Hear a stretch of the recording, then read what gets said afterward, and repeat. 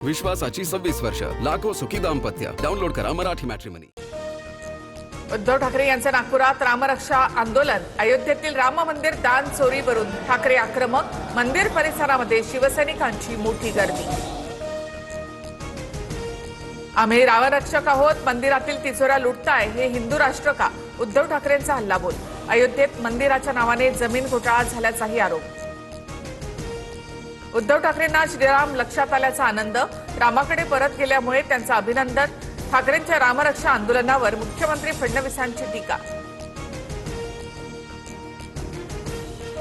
उद्धव ठाकरे यांच्या रामरक्षा पठणाला नवनीत राणांकडून हनुमान चालीसा पठणानं उत्तर. अमरावतीमधील हनुमान गडीवर नवनीत राणांकडून हनुमान चालीसा पठण. ठाकरेंची रामरक्षा नव्हे तर पक्षरक्षा, अशी ही टीका.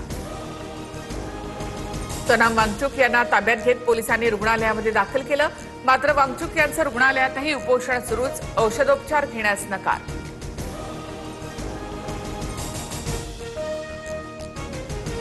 सनम वांगचुक यांना पोलिसांनी ताब्यात घेताच अभिजित दिपकेंचं आमरण उपोषण सुरू.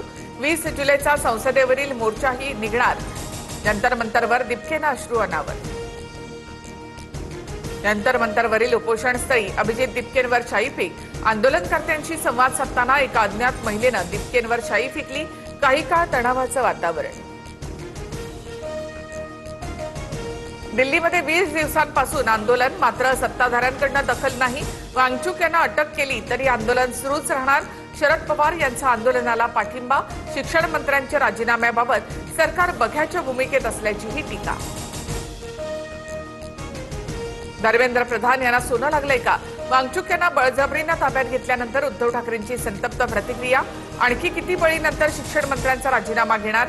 ठाकरेंचा सवाल. एनडीएमध्ये येण्याआधी विलिनीकरण करा, भाजपची राष्ट्रवादीसमोर अट. सूत्रांची माहिती. जयंत पाटलांनी मात्र विलिनीकरणाच्या चर्चा फेटाळल्या. आमचे आमदार खासदार सर्व पवारांसोबतच. जयंत पाटलांचं स्पष्टीकरण.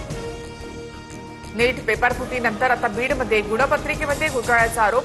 उत्तरपत्रिकेमध्ये 522 गुण, मात्र गुणपत्रिकेत 95 गुण असल्यामुळे विद्यार्थी संभ्रमात. पेपर पुन्हा तपासण्याची पालकांची मागणी. आषाढी वारीमध्ये भाविकांच्या सुविधांचा मंत्री जयकुमार गोरेंकडून आढावा. दुचाकीवरून पालखी मार्ग आणि दर्शन रांगेची गोरेंकडून पाहणी. सोयी सुविधांबाबत संबंधित अधिकाऱ्यांना सूचना. मुंबईमध्ये पुन्हा जोरदार पावसाच्या सरी. कांदिवली, लोअर बोरिवली, मालाड आणि गोरेगाव या ठिकाणी पावसाची हजेरी. उकाड्यापासून मुंबईकरांना दिलासा. राज्यभरामध्ये हॉटेल्स, रेस्टॉरंट, बेकरी, डेअरी यावर एफडीएचे छापे. अस्वच्छता आढळल्यामुळे बेकरींना देखील टाळं. तुकाराम मुंडेंच्या कारवाईनं भेसळखोरांचे धाबे दणाणले. एफडीएच्या कारवाईचा धसका. सांगलीच्या मिरज तालुक्यातील टाकळी परिसरात भेसळयुक्त दूध ओढ्यामध्ये फेकलं, तर बीडच्या धर्मापुरी शिवारामध्ये मुदतबाह्य औषधांचा साठा अज्ञातांनी फेकून दिलाय. डोंबिवली डॉक्टर मारहाण प्रकरणामधील आरोपी रमेश म्हात्रेला मोठा दणका. रमेश म्हात्रेला दिलेला जामीन हायकोर्टाकडून रद्द. पुकारलेला संप मागे घेण्याच्या हायकोर्टाच्या डॉक्टर संघटनांना सूचना. माजी आमदार रवींद्र धंगेकर यांच्यासह त्यांच्या पत्नीवर अटकेची टांगती तलवार. बांधकाम व्यावसायिक खलील शेख आत्महत्या प्रकरणात धंगेकरांसह 13 जणांचा शोध सुरू. तर या प्रकरणामध्ये पोलीस योग्य ती कारवाई करणार, फडणवीसांची माहिती. गुजरातच्या अहमदाबादमध्ये फटाका फॅक्टरीला भीषण आग. दुर्घटनेमध्ये 8 जणांचा मृत्यू, 10 जण जखमी. 5 किलोमीटर दूरपर्यंत स्फोटाचे आवाज. पोलिसांकडून अपघाताच्या कारणांची चौकशी.